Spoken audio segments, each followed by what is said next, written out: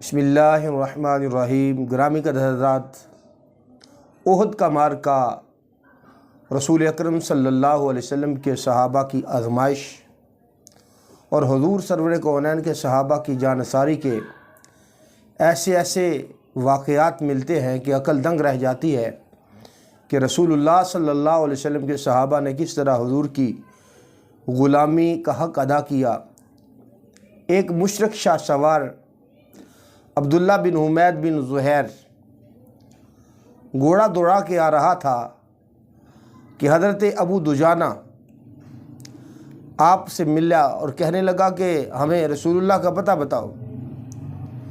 کہا بھئی تم نے کیا کرنا ہے رسول اللہ کو؟ کہنے لگا ہم نے اس کو قتل کرنا ہے، میں ان کو قتل کر دوں گا، میں نے ان کو قتل کرنے کا ارادہ کر لیا، مجھے بتاؤ کہ کہاں ہیں تمہارے رسول۔ تو حضرت ابو دجانہ کہنے لگے کہ اگر تم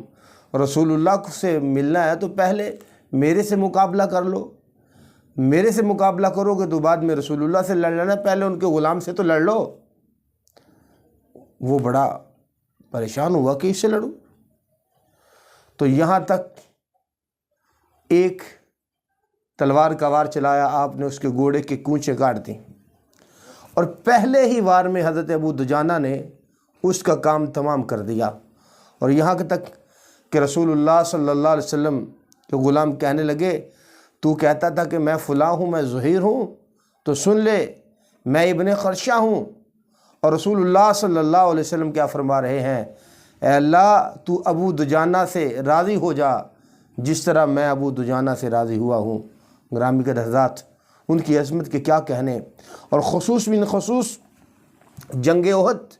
حضور سرور کونین کے صحابہ کی آزمائش، اور جنگ احد میں حضور کے صحابہ نے یہ وہ میدان میں ایسی جنگ لڑی ہے کہ قیامت تک حضور سرور کونین کے صحابہ کی جنگ کی داستانیں،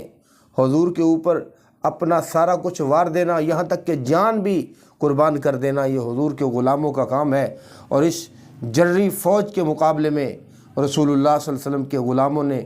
آنے والی امت کو یہ درس دیا ہے، جان جا رہی ہو تو جانی چاہیے، لیکن رسول اللہ کی محبت جو ہے وہ سینے سے ختم نہیں ہونی چاہیے۔